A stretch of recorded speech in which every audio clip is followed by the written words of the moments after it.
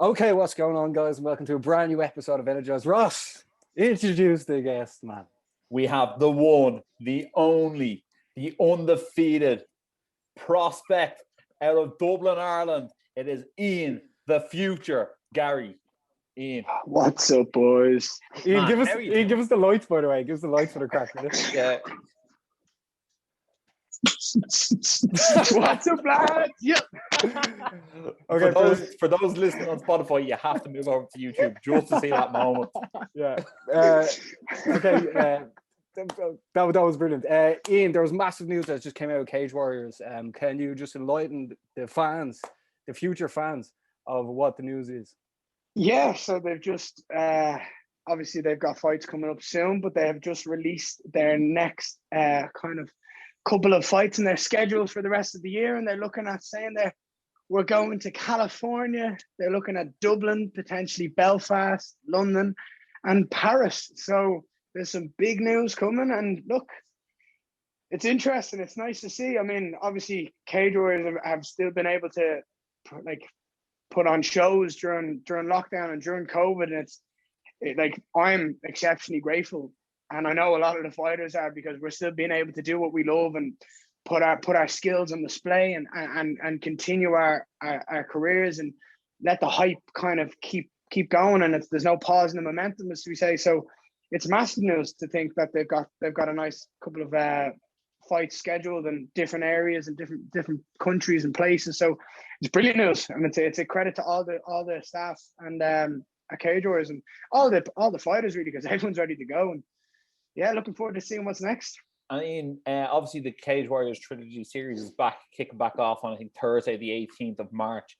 Do you have a date on the trilogy, and do you have an opponent? So you will be delighted to know I signed a contract this morning.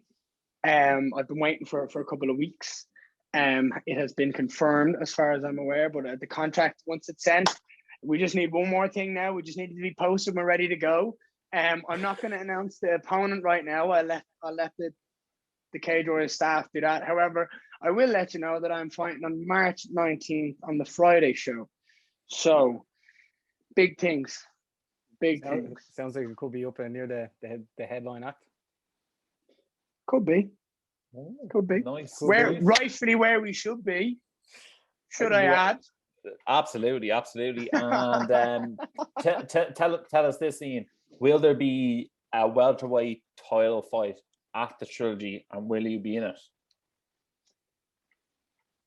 No, I won't Both? be in it. Okay. But this is bigger. So I'll leave you with that. Wait till you find out, and you'll understand what I mean. Let's leave it at that.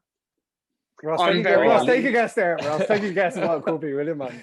I'm very happy, and it's finally a good opponent that I can show off my skills against. And when I go in there and put on a performance that I know I'm going to put on, like I do every single time, it's just gonna put everyone on notice. And not that I need to anymore. It's going to kind of just back up everything I've been saying since day one. So yeah, I'm just gonna ask one question on the opponent, Ian. Is the opponent European? Yes. Okay. Ross, take a guess of what it is, will you? Yes. Jeez, I don't know. I assume he's going to fight someone who's probably maybe fought in the UFC before, maybe like a Nicholas Dalby or something. I don't know. Who knows? Let's see what happens. I'm sure we'll get the deets when it comes around. But, I'm sure it'll be announced soon enough. I mean, the contract's signed, so I'd assume it'll be out soon. I don't know what I'm legally allowed to do with those, but yeah, it's done. It's signed. We're on it. We're going to put on a performance. We're going to get another win. Then we're going to call for that belt. I'm sure you'll tell us all fair once we're all said and done. Oh yeah, no. Ian, tell us this. Like, is it guaranteed that we'll see Ian the future Garry on the California show? That must be something that you're looking at going, like, a trip to California to fight would be cool. I mean, like, for me to put my feet in the sand and sit there and have a nice fight, sit there and enjoy myself after a nice fight, I wouldn't say no to that. I mean, if you're gonna represent the Cage Warriors brand, who better to do it than the best looking fighter in the organization and the biggest mouth.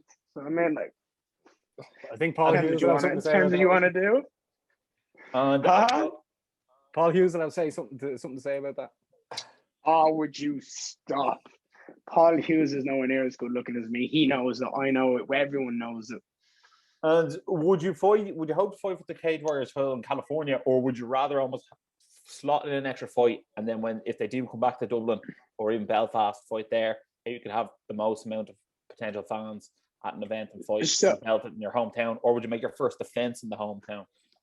So my plan is to get this fight done in March. Always looking at what's in front of me. I like to plan for the future, but I always look at what's right in front of me, and I never kind of look past it in a sense of all my attention is on that. But I'd like 3 fights this year. I'd like to get this fight done, make a statement, fight for the belt. Then ideally, I'd love to fight. Look, if the option to fight for a belt in Dublin is there, I'm going to take it and run with it. There's no other way I'd want it to go than to win the belt in my hometown and go home and see my family afterwards, you know what I mean, and enjoy it, and then sit and see what options are available. Then do we go up and fight for a middleweight belt? Do we defend the welterweight belt? Do the UFC come calling? Who knows?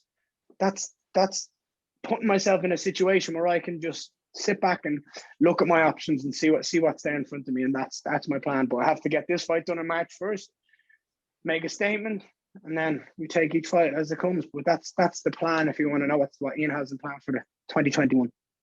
Well, if I was Graham Boylan, what I would be doing is I'd have Ian Garry fight at the Trilogy. I'd have him headline the California show, and I'd make Dana White come to the Cage Warrior show at Dana White looking for a fight. And I don't think Ian Garry will see Dublin Cage Warriors. How does that sound, Ian? I mean, look. I mean, maybe you should be Graham Boylan, because that sounds good to me. But look, Ian wants that strap. I've had this chat with Chris. It's not a necessity anymore to have that Cage Warriors belt. I mean, you see people getting signed all the time, but just be best in the division, and have made my way from my debut to now and go 6-0, 7-0, win the belt and prove that I've done it the right way and I've done it my way and I've earned it. I want to earn that gold and earn that title, and then move on to bigger and better things and just keep progressing and showing everybody how fucking good I am. Right, Ross, one thing I will say is, sorry, Ross, when did we first have Ian in the show in your house? 2018? Yeah. What was your record after you beat, or before you? I don't know whether it was the fight after. I think after you were still an amateur at that stage.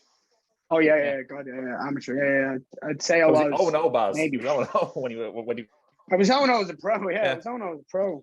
I'd fought a couple of amateur fights. Yeah. Well, I was amateur. Yeah. Well, Jesus, but it's funny how seeing you there and then you were just dying to jump straight into UFC. You probably after one fight, but now you've totally slowed things down and you're taking all in. You're taking it one step by step. It's mad to see the evolution of you over the last 2.5, 3 years. It's a lot to do with Chris. Chris is kind of just going, look, kid. He's like, you're good enough. He's like, you're gonna get there. You don't need to rush. You've heard Graham saying, look. As much as I don't like to say it, you've seen it with Reese. Jumped in a bit too early. I don't want to be a late notice, a late replacement. I'm not a replacement for anyone. I'm the shit. That's the way I'm looking at this, lads. If UFC want me, then they come and get me. They don't come and get me for a late replacement. I'm going to be a star. The person I am, it's just the way I am I'm gonna be marketable. I'm gonna fight. I'm gonna put a showcase on every time I'm in there, and I'm confident I can speak.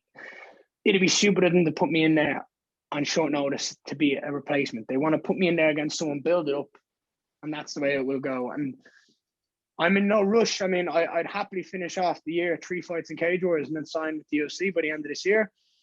And the way I look at it is this year is my final year of an apprenticeship.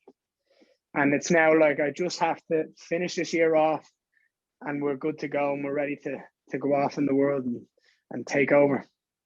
I must say, Ian, I listened to on Layla's podcast Voice Notes, and there was some nice UFC stars in there. With Ally Quinter was on there, Molly McCann, Darren Stewart, and I must say you fit right in there. So you'll breeze into that UFC, no bother. I don't think there's anywhere I wouldn't go where I would be heard. I'm loud enough, like you hear me before you see me. So, yeah. Yeah, people say that about me too.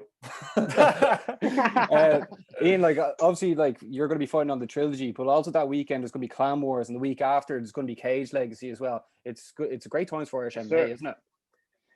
It's absolutely fantastic. It's amazing because I get to see so many of my teammates who haven't been given a platform to fight and showcase their skills that they've been learning and grinding away over the last year. I mean, two teammates of mine, Taka Mandu and Ryan Shelley, are fighting, and they're making their pro debuts on Clan Wars. The last time they fought was on the same night in Bolton at the end of 2009. I think it was 2019. They didn't fight all 2020. I think I'm right in that now. I could be wrong, but yeah. So like the progression both of those guys have made, and there's so much more fighting from the gym. Like it's ridiculous. Like, and I'm not going to say any more because I don't want to leave anyone out. Yeah. But like, I was at their last fight. We went over to Bolton, and two of them put on amazing performances, and they were ready then. And now they put so much time and effort into training. They're ready now, and it's like they're just going to be on a different level when they get into that cage, and they jump from their last fight, and this fight is going to be ridiculous. So I'm just super excited to see the gym progress and the gym move on. And it's not just the likes of me and James Webb who are signed to Cage Warriors, because obviously we were blessed with COVID that Cage Warriors could still put on events. And it's nice to see the gym, the lads in the gym who are putting in the hard work and putting in the sparring, the time, and just they're not getting anything out of it, are finally being able to get on. And it's great for Irish MMA as well to have all these shows back up and running, and it's good. It's good to see. One fight I'm really looking forward to on the regional scene is actually Cage Legacy, and it's Leon Hill versus Paul Lahan. I think that's going to be an epic fight. What's your thoughts on it? Sorry, you broke up there. It's going to be a what? An epic fight. The people's main event for Leon. Yeah, the people's main event. Lads, we've dubbed it that. Lads, Leon was done not dirty. Leon is a killer, right? Yeah, and I have so much respect for Leon. I have so much respect. He's so game. Leon was over doing a weight or doing the corner with me when I was fighting in September against George McManus, and I asked him to come over because we put a lot of time in camps together. And I said to him then, and you'd say it now, I said to him, look, here's how camp's going to go. I said, I switch into a different zone when I'm in a fight camp. I said, I'm going to box them out the off. But I guarantee by the end of it, your level is going to jump a serious amount, because you'll have no choice but to fight back. And if he didn't fight back, he's not a fighter. And he brought it every single day.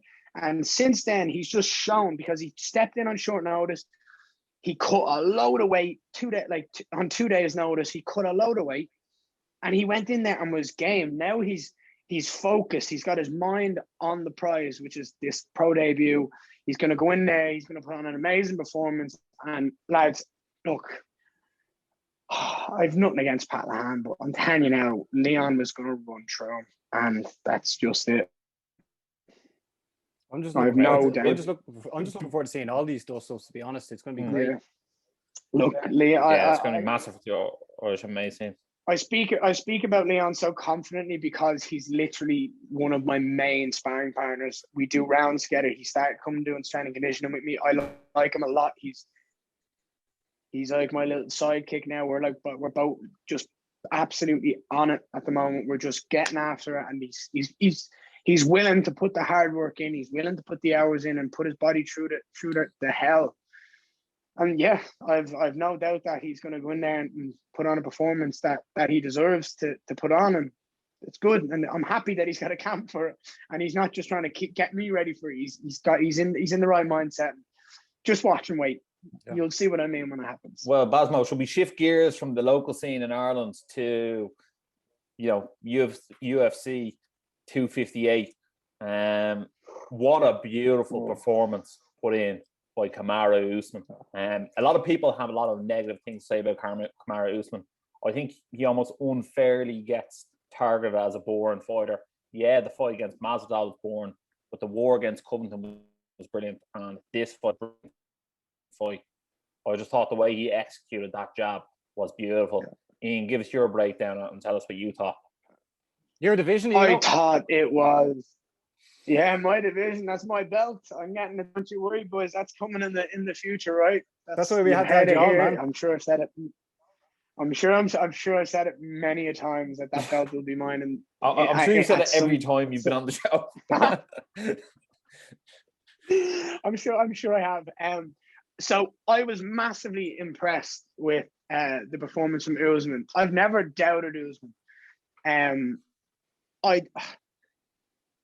He's always so consistently good, and he's so solid. And the problem with him is a lot of people don't bring the fight to Usman, and that's why it's considered boring. Because when you spar someone like him, for example, like if you're in the gym, you know that guy's dangerous everywhere. You've got to be careful. You don't run in and try just knock him out because why?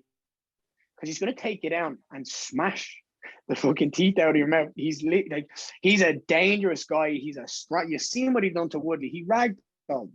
Do you know what I mean? He's big. He's strong. He's athletic. He's smart. He's technical. He's not stupid. He doesn't make a lot of mistakes.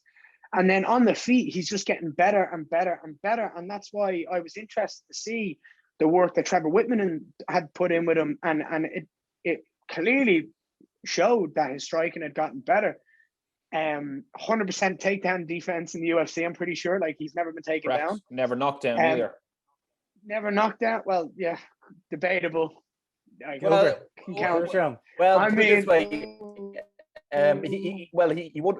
he still couldn't eat him in the face, so I don't count that. As long as he can eat him in the face. You know what? I agree. I agree with you. He didn't get knocked down. He got cracked. Yeah, but he took a knee. He was on his feet. He put his hand down. He recovered. Yeah, I don't even think he did to it. I think he just put his hand down and then got back up. But he just posted, man. He just posted. Yeah. He was just pretending. He just wanted Gilbert Burns to blow his gas tank. That was it. I was massively impressed because it was such a solid performance. The composure, to get rocked early against a guy who's got heavy hands, to when you've put him down, to not engage in the grappling, to understand that, look, that's his best aspect to win this fight, is to get carried in and drawn into this. I can be him, like the ego, to just stand there and just kick his legs and be like, look, if you don't want to get up, I'm going to hurt you. I'm going to hurt you. It was brilliant. And then the finish was just that switch to southpaw, that boom, straight right jab, put Gilbert on his arse, and then just the composure to just land every shot in the strike and on the ground and pound was beautiful. And it's just shows that he's now surpassed GSP in consecutive wins in the welterweight division. He has earned his spot as one of the best welterweights to ever grace the UFC, and there's a lot of potential matchups that he can go on now and go on a tear, because I mean, he's already beaten Masvidal, he's already beaten Woodley, he's already beaten Burns, he's already beaten Covington and Edwards. Who else do you give him? What's next? I know. Well, that's what we're going to get into. But lads, I just have to announce one thing, right? In the longest win streaks in UFC history, Anderson Silva's on 16, but Kamaru Usman is now joint second with Max Holloway, Demetrius Johnson, John Jones, Khabib, and GSP for 13. GSP just announced today that he's not interested in coming back to fight Kamaru Usman for the welterweight title. So, lads, this is what everyone wants to know. Where does the UFC go now with the welterweight situation? Because we've been told there's going to be an Ultimate Fighter and potentially welterweight coaches as well. So, like, Ross, what way do you see this welterweight landscape coming? Because, like, Usman's almost wiped the floor with everyone. Well, I think what way it will go and what way it should go are going to be two totally different things.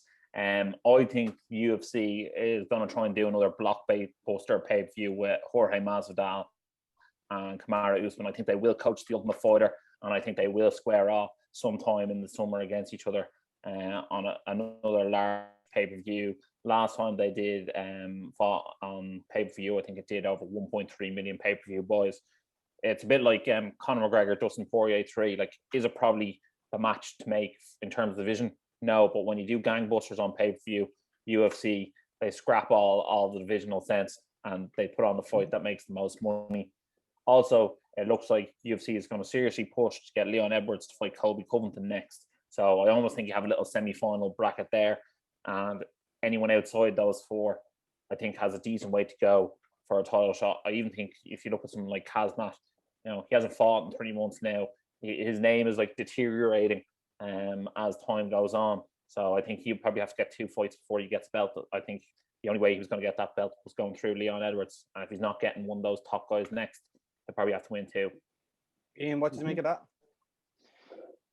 Yeah, I mean, it's hard to think. I mean, I don't think you can justify giving Jorge Masvidal a title shot when his last fight was a loss to Usman. I don't think he deserves. I understand it was short notice, and if you want to argue that with me, I'll be like, look, give him a camp. It's like, I mean, Masvidal still went in there and put on a fight. Like, a camp's not really going to make much of a difference. Like, I think Usman's going to just dominate the fight again. I think he'll just pick him apart. I mean, it's really hard to think what's going to happen next, because he literally has nearly wiped out the entire division, at least all the top contenders. I mean, you need to have a big performance from someone. I mean, you're talking about Khamzat. I don't think Khamzat is going to be in it with a title shot anytime soon. I think he does need 2 more fights. I'd like to see him fight like a Woodley or something like that, and just get one more big name before he fights someone for that number 1 contender spot. I think Edwards versus Covington is a great scrap. I mean, if Covington wins that fight, then rematch Covington and Usman, because it was such a good fight the first time. Then maybe potentially you give Gilbert Burns Khamzat. Do you know what I mean? I mean, he's up there as one of the top like prospects in the UFC and in the world. Gilbert Burns is coming off a loss. He's game to fight anyone, and not a lot of people clearly want to fight Khamzat. And like, if I'm Gilbert Burns, I'm like, right, I can derail this hype train. I can take everything again and earn myself back to a title shot. I think that's a great fight for him. So yeah, what would you think of Khamzat versus Michael Chiesa? Yeah, it's a good fight. I didn't even think about Mike. Jesus, no one ever poor Michael Chiesa. No one ever thinks about him.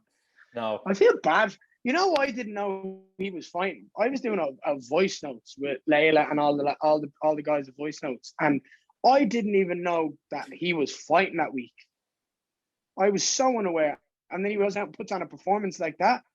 He's he was very impressive. I'd like to see him up there. He's someone that I'd like to see up in the mix and get another highly ranked opponent and show off his skills and see, because I mean, if he goes in and gets another win, you're talking, right, he's in there too. So what about Wonderboy, lads? He came off in a very good win. I think his hands are broken or something, but like I wouldn't mind seeing Chiesa versus Wonderboy, because like at least stylistically that's an interesting fight. I'd watch that fight. I'd watch Chiesa versus Wonderboy. Well, lads, right? Really, lads. Welterweight division's in a bit of a pickle right now because Usman's just dominating everybody.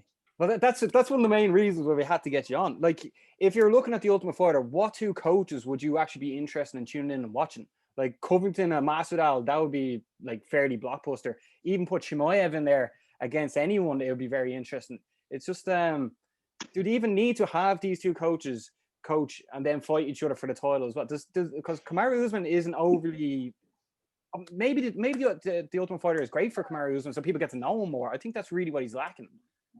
Well, I think also the fact that he won the Ultimate Fighter would make him like a good coach on it as well. I think Kamaru Usman's you're never going to watch Kamaru Usman press conference and walk away and go, Jesus, he was brilliant. But what you will do is, I suppose, your record eventually will speak for itself.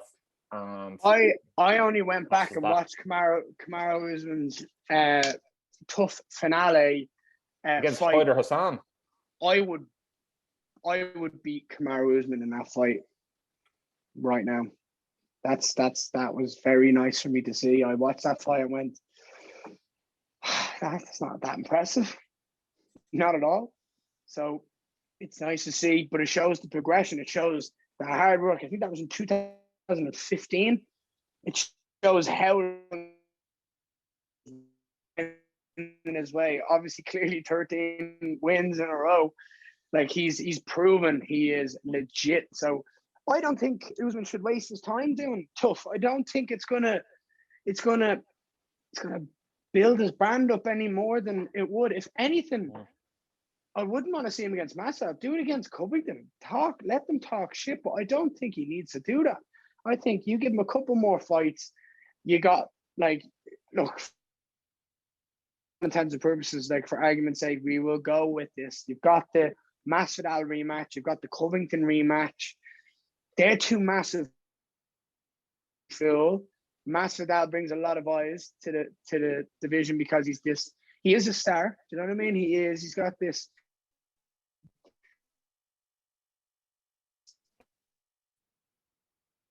If you were to just name, and then Leon, if you throw him into the mix, there's 3 fights. He's beaten. It's really hard. Just leave Usman do what he wants, let him sit on the top of his throne, and let Masvidal and Covington coach the Ultimate Fighter.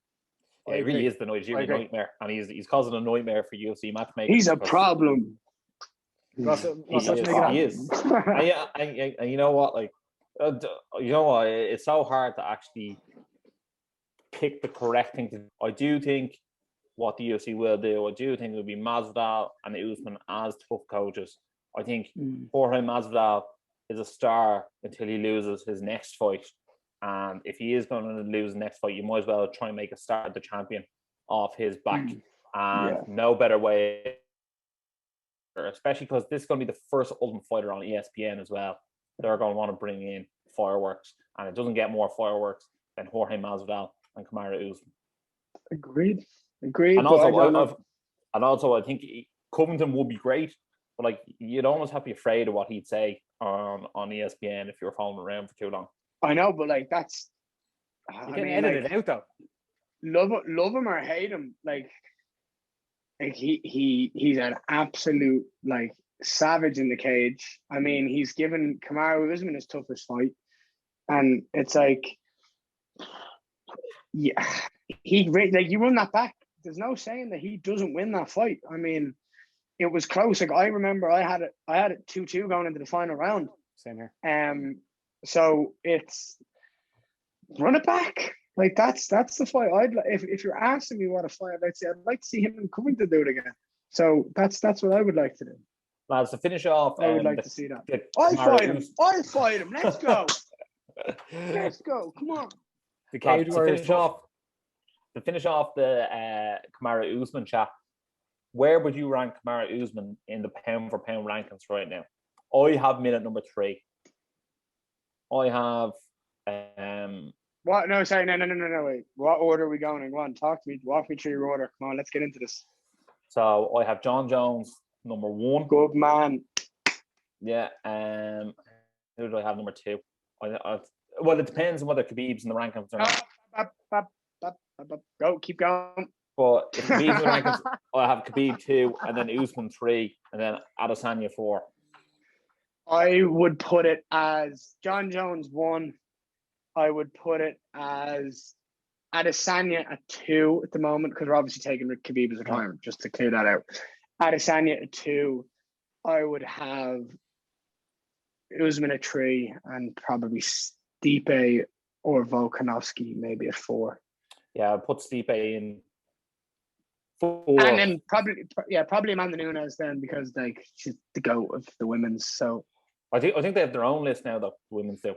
I think they should. I don't think you can compare the greatest of all time in men's and women's. I think they should be separate. They're like she is by far the GOAT in women's MMA. Like she is just insane, and I think Usman's up there. I think look, as much as I don't think it's possible for him to beat John Jones, because he's going to have to go on an absolute tear. And like John Jones is record. Look, when you take out the steroids, the dick pills, you know what I mean? He still beat every single guy. And like, I know he's soiled. He's pissed in his own fucking grave. Like he's done it himself. Like, it's his own fault that he has this asterisk beside his name. But I think he's still amazing.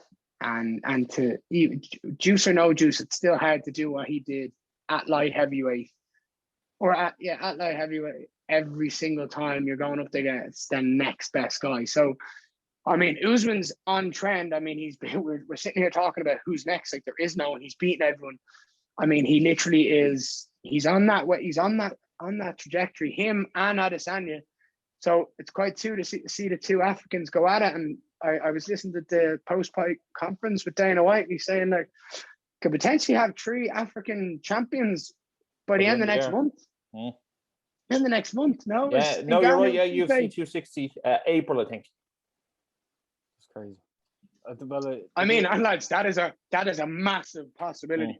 I know that first fight like was insane by Stipe, but it only takes one dig from that man. He's almost like a superhero. It's Miocic is kryptonite. it's ridiculous. Like, it's so, like, he's so big and he's so powerful. It's just like, what, like surely, like, he just has to work takedown defense, and he is the baddest man on the planet. Like, you're sparring Cyril Gane as well. Oh, lads, he's an animal. Cyril Gane is a savage. He's someone I want to keep my eyes on. Him and Tom Aspinall. 2 weeks. Him and Tom Aspinall are my are 2 people that I'm watching in the heavyweight that could go all the way. They're very good. I think Cyril Gane's a savage. I think Tom Aspinall is a top bloke, and he's also a savage. So heavyweight division's looking good, lads. It's getting good. Got some young talent. Basmo, give us a quick pound for pound list there. Give us your top 3. Does Usman feature? I'm going to have to just go John Jones, Adesanya, and Usman. And the funny thing is, I don't think we've ever talked as long about Kamaru Usman until now. But when something like that happens, you have to really stand up and take notice. And Ross, you said last week you expected Kamaru Usman to gain the respect he deserved, and that's exactly what he got. So you hit the nail. Y'all better put some respect on his name, huh? Anything else you want to mention from the UFC 258? One big shout out I want to give out to is Sanchez. He won by guillotine. I can't remember the name of the guy he fought. But Adolfo Vieira. Fluffy Hernandez. That was a win. Yeah, that was a win. Unbelievable. Because he 30-1 odds. He put a guillotine on a 17-time world champion in BJJ. And if you asked me before and you laid out the card and go, what is the most unbelievable finish in the entire night, I would have said Sanchez to beat Vieira by submission. I actually bet on Vieira by submission to win, so he owes me a point. That's probably one of the biggest upsets in MMA history. That's like Damian Maia getting submitted. And he was undefeated. I don't know if you mentioned that. Vieira was undefeated. Yeah, by Wonder Boy. Literally. It's just something you don't see. It's crazy. And like Adolfo is as legit as they come. I'm pretty sure Adolfo Vieira is the most accomplished grappler in MMA. I could be pulling that out of my arse, but I think he's the most accomplished, as in he's won the most world titles and he is the most decorated. And he just got submitted. He just got submitted. It just goes to show that you can be the best at any single kind of aspect of the sport, but you have to be great Okay, sorry about that. If the signal has been bad, sorry about that. We come here every week. It's bleeding hurricanes outside Dublin. Hurricanes anytime Ian shows up. But lads, also did you notice this? Julian Marquez, he won on Dana White's Tuesday Night Contender Series after his win this weekend. After a couple of years off, at least I didn't realize it was off for a few years. You know that? You're right, but then Miley Cyrus was shouting him out saying if you shave MC into your chest, that she's all his. And then he was like, if you get a tattoo saying Cuban Missile Crisis over your belly button, I'll come. Well, I didn't mean to say I'll come, but you know what I mean. But Miley Cyrus checking out this shit. Ian, you never know who could be watching Cage Warriors Trilogy. Unless it's someone in the UFC that's going to sign me up soon eventually, I couldn't care less. There you have it. There you have it. But, what if it was Jennifer Lopez? Couldn't care less. All right, fair enough. I just thought of. Wait, like lads. The UFC is the goal. The UFC is the. Ain't nothing stopping me. Ain't nothing getting in the way. Ain't no stopping me. No. Right, well, lads, this weekend, right? UFC is back. Battle of the big dogs. Curtis Blades is taking on Derek Lewis in the heavyweight division. Big dogs. Ian, before you head off, because we are going to be discussing more MMA once Ian heads off. Ian, what you make for this headline? I think it's a good fight. I think Curtis Blades is going to win. I think he's going to take him down, and I think he's going to ground and pound and get a good finish. I think. Look, it's a good fight. I just think Curtis Blades is really good, really solid, and yeah, it's all up to Derek Lewis. If Derek Lewis can stop the takedown, then you know what I mean. He has heavy hands. So, I'd be, if I was a betting man, I'd be putting my money on Curtis Blades. Same here. Ross, what about yourself? I really thought about this, and I actually think Curtis Blades could be one of the best heavyweights in the world. I know he's ranked up there, but he could beat Stipe Miocic. He's ranked number 3. Yeah, isn't he? His problem is that he's lost twice to Francis Ngannou, so he's praying for Francis Ngannou to lose to Stipe Miocic at UFC 260. But honestly, for whatever reason, I don't understand why any person would want to fight Francis Ngannou. I know, man. Yeah, well, I don't think Stipe did really either. He didn't have much of a choice. He didn't want to. That's what I mean. Like I don't think no one wants to. I'm like, it's fair. Like he is an absolute specimen. Like you look at him, and he's he's the type of person you don't want to see in the middle of a road like that, looking at you. Like you take off and run. Like you don't even walk that way. You just turn around because you know there's no way you win that fight. Like. There's no way unless you're Stipe waddling down the road. Unless you're Stipe, yeah. Stipe's gonna pull out. He's gonna be start licking people for COVID and pull out and then have like, look, John Jones can fight him. Oh my God. There's one for you. How do you think John Jones does the heavyweight? I think he has all the capabilities, being world champion there as well. I think he'd be able to beat Stipe as well. To be honest, I think, look, John Jones has a chin on him, but I don't know if any chin is capable of taking a solid punch from Ngannou. So I think, but that's the thing. If John Jones does go up and win that belt, there is no one ever that can argue. I don't care about steroids on this one, okay? Because you've got to beat light heavyweight and heavyweight champion of the world. And be undefeated in the UFC. Yeah. In fairness, so I think John actually has quite a good double leg, so I think he'll be able to take Ngannou down almost straight away. He also he will. He also was very awkward at the start of fights. He comes out in that he's long. The only issue is that long kind of thing doesn't work against Ngannou because he's just gonna run at you. But it's that if he can just clinch up and just take him down, We'll see. But it just pisses me off with John Jones with this out steroids thing. It's like, why'd you have to do that, you fucking tick? But it seemed like everyone else was doing it. You know what I mean? Look at Lance Armstrong. Like he was doing it. Everyone else is doing it. Mate, who knows anymore? Do you know what I mean? Who knows anymore? I'm going to be a world champion when I still have love handles. So there's no argument here who's going to be, like, if I'm on them or not. Like, I can tell you 2 people who aren't on steroids: Ian Garry and Derek Lewis. Because you know what about Alexi, who's fighting this weekend? Yeah, Chris Daukos. Boa Constrictor. I never gave my prediction. I'm just going to pick Derek Lewis just to go against lads. And also, I feel like if he can stuff a takedown or he can catch him on the way in, and he's been caught on the way in before, I think he might be able to do it. Also, he's actually weirdly athletic, Derek Lewis. I've seen him throw a flying knee before. So he's looking more agile these days after his surgery. Yeah, I think he got his back fixed. I think he was walking around Crocs.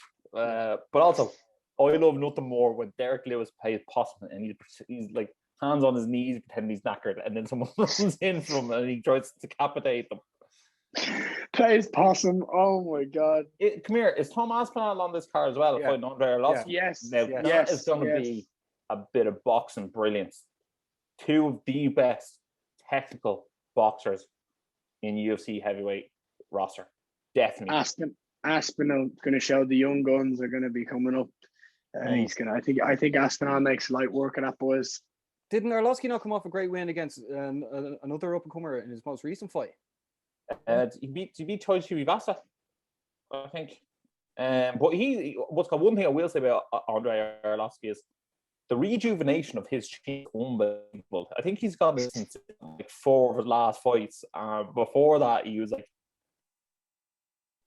Chinny McChinnerson, you know what I mean? So fair play to him. There's something about Andre Arlovski now. Arlovski beat Tanner Boser in his last fight. Oh yeah, actually, he was a massive up and comer. I actually think I'd pick Tanner Boser to be one of the heavyweights to watch out for this year. But I do think anytime Arlovski fights, there's a little bit inside you, no matter who he fights, you're sort of rooting for him a little bit because like, he's such an OG. I think he was like heavyweight champion at UFC 18. Yeah. Ian, we're gonna let you leg it, right? And I do apologize for everyone who's tuned in. The weather outside is bad. What can you do? You know what I mean? But Ian, I don't know if you know, it's COVID. We'll blame the weather. We'll blame COVID. I know. I'm gonna have some COVID effort. internet. I'm gonna have some effort this after. But Ian, if you didn't know, myself and Ross are set to be on the UFC 259 countdown video, the official video, and we're meant to be like the beginning. Not Ross. We're gonna announce UFC 259 Israel Adesanya versus Jan Blachowicz. On the actual very nice on the official UFC 259 video. That's it, boys. Yeah, that's so it, lads. Well done. Representing. Congratulations. Go on, get it going. There we go. Can you believe it, Ian? From Ross's family home's couch, when it comes to tea and coffee, to like the bright lights of UFC 259. What do you make of that? I love it, lads. I love it. Congratulations. That's massive news. Well done. Yeah, next thing you know, we'll be going to Fight Island and we'll be part of the announce team for Ian Garry's first fight. Hey, look. And ain't no two better men to hype me up. I'm just saying. Yeah. Ian, thanks a million for coming on. If you are new to the show, make sure to like and subscribe because we will have Ian on again, build his fight. Ian, anything else to say before we let you go? I'm just better than everyone else, and that's it. I will talk to you all later. See you know. All right, Ross. So we just had the future on. What you make of that? Entertaining as always. Absolute legend. Big fan, and I'm very much so excited for his fight. Yeah, like just the stuff when you're even looking at his stories, he's getting a big push from Cage Warriors as much as he can. Like obviously doing all the stuff with all the UFC fighters and stuff. There's something bubbling. It's almost like he's the newer Paddy Pimblett. Obviously, two different stories. Although he was funny because he was on that voice notes thing with Paddy Pimblett the other day. I feel like he's what they wish Paddy Pimblett was. I feel like he's that bit mouthier, he's that bit more arrogant, he's that bit cockier, if you know what I mean. Yeah. I feel like Paddy Pimblett almost has like a bit of scouser humbleness about him, if you know what I mean. Maybe I feel like Ian Garry, because he's never lost, he's like he doesn't think he will ever lose, if you know what I mean. I don't think he believes it's possible, which is probably what makes him so confident in there, and you can see it in there as well. It's just exciting for us covering Irish MMA as well. It's good for everyone. Either people are going to like or dislike it. I think either way, people are going to tune in. They want to know what he has to say. But Ross, Bellator announced last week that they're coming back. The first one is going to be on Friday, the April 2nd. So they're coming back in just over a month and a half's time. first things first, they announced they're signing up a Showtime. This is a huge a huge partnership. But and they're also going to be showing events on Friday nights as well, Ross. So like, what do you make of that before we get into the everything else? I do think that them signing with Showtime is a massive deal. I think in hindsight, we were both saying in the background, what's the story of Bellator? Like, you know, obviously no fights happen in March, and obviously they announced fights for early April, but we're saying the UFC is like on a bleeding hype train and like full steam ahead, choo. Yeah. And Bellator are out in the dust, and then we're also seeing local shows in Ireland be putting on dates before Bellator put on dates. But them timing up with Showtime is probably worth waiting for. They probably didn't want to do any shows until that deal was finalised. It makes sense. Understandably, I think it was worth the wait. I think the production value that Showtime will bring to Bellator will be absolutely fantastic. Like, Showtime brought us Conor McGregor versus Floyd Mayweather, amongst many other massive combat sports events. And I think Friday night is the perfect night for Bellator to put their shows on. There's no point them going head to head with the UFC. They will not win.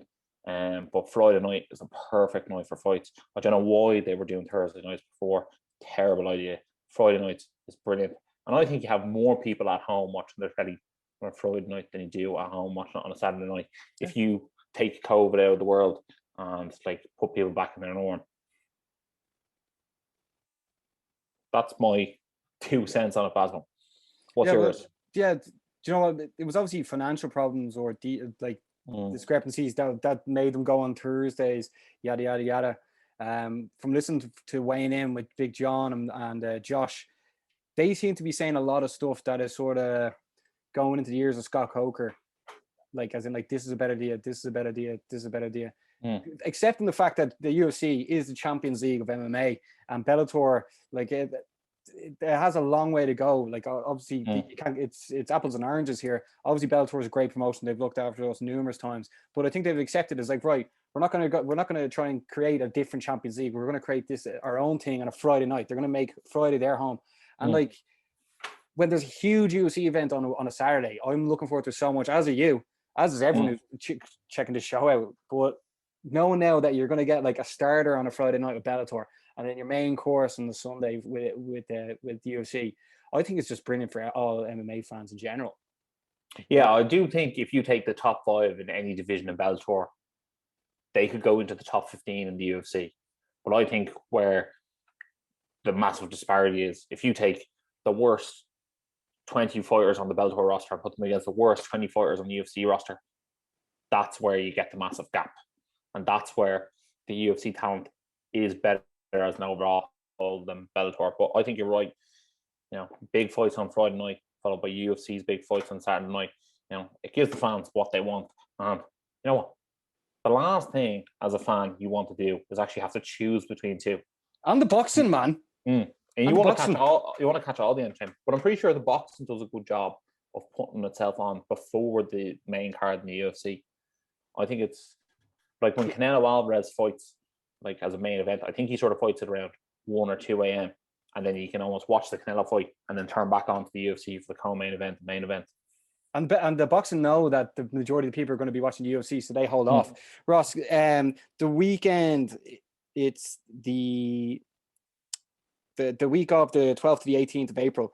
Like that weekend, there's Jake Paul's fighting Ben Askren, Whitaker's fighting Costa, and the Bellator light heavyweight Grand Prix on as well. Like, I mean, like, what do you do on that weekend? You know? Jeez, I'll be glued to the couch.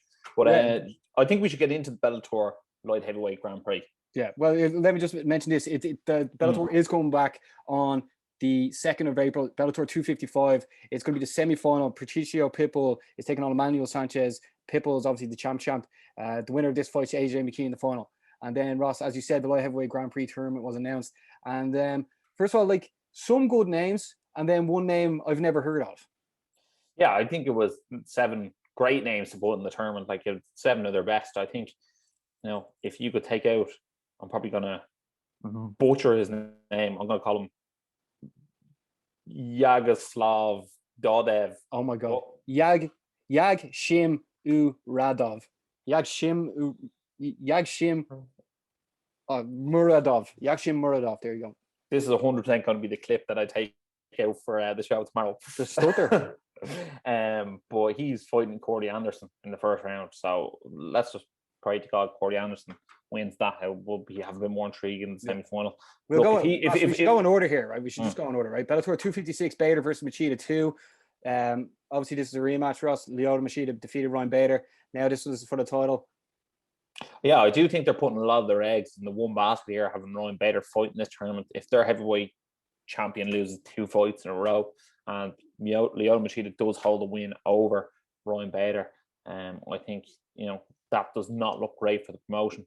And if you re-ask me who I think is going to win, I do think Lyoto Machida is going to win. I still do think he has that elusiveness. I still think he has that bit of knockout power. And I just feel like Bader, technically, from a striking standpoint, is not up to Lyoto's standards. Then also, I'm going to go Bader on that one right now. But also that night, Ross, Anthony Rumble Johnson's back. He's taking on Yoel Romero. This is the fight everyone was looking forward to. And do you think Bellator pulled it off greatly? I don't think it was announced as sexily as it could. This is the irresistible force versus the immovable object. Also, Mauro Ranallo was like announcing them on stage. I don't know if you watched this part. Yeah. And I was like, is Anthony Rumble Johnson here? It's like, no. And then like 10 minutes later, he was like, are you sure he's not here? Could have sworn it's home somewhere. And it was very, very strange. But I felt like when they brought him out onto the stage, there should have been a back and forth with the microphone there and then, if that makes sense. Yeah. Except they should have brought them out on stage. They stood there, and then they announced the next person on. I thought that was a bit of a mixed trick. Also, whatever way the camera angle was, you could actually see them walk up the stairs. I didn't really like that either. I thought it should have. I liked the way Bellator almost did WWE Titantron as it came out, and I feel like there should have been like a graphic behind them as if they were walking out. I felt like you see the way they had the ring in the middle. Yeah, I felt like they should have walked down into the ring, if that makes sense. Yeah, and they should have been in the ring. They sort of did it in a pride way, but not really. You know what? It was like 7 out of 10. Like definitely missed a few tricks. You see the way they had Scott Coker sitting there with Mauro Ranallo and your man who like Conor McGregor was called the Rat from Showtime, Espinoza, I think, Stephen Espinoza. And then I think they had one of the matchmakers from Bellator there. They should have been up on the stage doing talking from there, and the fighters should have come in to the cage sort of area and talk there, because like that's where they're going to fight, not then talk on. I'm going to call it the Titantron because I don't know what else to call it. Yeah, the Titantron. Too much wrestling. But then, yeah. Who are you going for in this one, man? I mean, get rid of the Titantrons, get rid of everything. Rumble, Romero. Who are you going for? I'm going to say Rumble. I think these two are definitely going to like have a proper knock in the middle. And you know what? Yoel Romero has an absolute outrageous chin. His neck is like the thickest thing I've ever seen in my entire life. But I feel like Rumble Johnson's going to crack him at some stage, and that's going to be all she wrote. Because he's been wobbled before, but like Rumble hits like a different animal. I'm going to go Romero just to go against you, but I have to, Then on Bellator 257 on April 16th, then as we said, Corey Anderson is going to be fighting Yag Shimradov, and then that's only his first name, man, or second name. That's the second name. You can look at getting the first name, and then also the headline of the card is going to be Nemkov, the champion who defeated Ryan Bader, taking on Phil Davis. So like that card's obviously not going to be as good as the other one, but like Romero and Rumble, like I mean. Well, I actually think, funny enough, the winner comes out that side of the bracket. I think Phil Davis will beat Nemkov. They had a split decision first time around. I think Phil Davis is severely underrated, just as a 205 pounder across all divisions. And I think Corey Anderson's going to win. Corey Anderson's going to be my pick from the entire tournament. I just think fighting that guy, who I could gravely underestimate, I think he has potentially the least damage run to the title, if that makes sense. Like, put it this way, whoever, like on the other side, you don't have to fight Rumble or Yoel Romero to the last fight until like you're fighting for all the marbles. Yeah. Then also like James Garry was hinting that he's going to be fighting on one of the cards, either the 2nd, 9th or 16th. Any preference? Well, I think I saw somewhere on Instagram saying it might not be till May now, but I think we know who he's going to fight. I think he is going to fight Patchy Mix. I think James Gallagher probably would have fought in April, but maybe it's Patchy Mix pushing out till May. And I think that's a number one contender fight for the Bellator bantamweight title, because it was also announced that Sergio Pettis is going to fight Juan Archuleta for that bantamweight strap. Yeah, so that's going to be on May 7th. Bellator 258. Yeah, so there you have it. Yeah. They're slowly but surely catching. Or sorry, are they on the same number then as UFC are at the moment? Well, obviously UFC will be a few on, but their 258 is the last UFC event. Yeah, because they count every event as a number. Whereas, yeah. UFC only whereas gets UFC views. don't. Yeah. So Ross, that sort of wraps things up. I do want to mention like there's so many Irish Bellator fighters that hopefully will get on these cards, and then hopefully they'll have them on again. It's just really exciting to have extra content to be able to put out during the upcoming months, because there's loads of stuff coming up. Oh no, there is. There's plenty of fight content coming out. I'm very much so looking forward to these local shows, seeing how they're run, looking to see the production. We will have some of the fighters on the show, but I think just for anyone who is watching is wondering why we haven't yet. I mean, 8 weeks out. I think it's 5 weeks or 6 weeks out for Clan Wars now, and 8 weeks out for Cage Legacy or thereabouts. It's a long time out. People have injuries and stuff like that, so we want to make sure we have, the fights are definitely going ahead when we have those fighters on. We don't want anyone to pull out of an injury and then you had someone on and they're not fighting. So we want to make sure that they are fighting. But we'll start those series sooner or later rather than later, I think. Yeah, we have new mics on the way. Everything's going grand. Yeah, actually, our next podcast will probably have new equipment, so the sound will be a lot better. Because I know some people say when they listen to it on podcasts, or just on podcast apps, audio, Spotify, that it's a bit hard to listen to, or you have to have your headphones turned on full blast. So hopefully we get the new mics in, and that won't be an issue anymore. Yeah, after all, this is a 2-man band, Yeah, it's a 2-man band, and we financed it ourselves. So here also I hope you guys enjoy it. Yeah. Also, before we wrap things up, I know we announced the thing we in UFC 259 countdown. I don't think we went into any detail really about that. What do you have to say about that? Well, I think it's an absolute, fly in our cap or whatever it is. A notch on the bedpost, if you were talking those terms. You have it. Yeah. But no, it's definitely something that I wouldn't even say when we ever did the show we ever thought that was going to be a thing that we'd feature on a UFC countdown show. Especially when we were talking about immigration. Yeah, exactly. But here we are. I think we're making the right moves. I think we're doing the right things as a whole. I think good things come to those who are persistent and passionate. And I think we are persistent and passionate. To be honest, we can't say too much about it because they might cut us out. well, there is a chance they cut us out. I suppose we might well tell people that they've actually taken snips from us before and then went, we make the final cut. You know what I mean? But it looks very much like we're making the final cut on this occasion. And also, we don't know what visual it's going to play as the audio plays over the background. So I assume you won't see our faces, but you will hear our voices. So you'll see our logo. Probably. Yeah, you'll see our logo, or you'll see it say the Energized show or something along those lines. But it's definitely a big moment for the lads. Let's see what happens. So hopefully I can edit all this out if we don't get on it.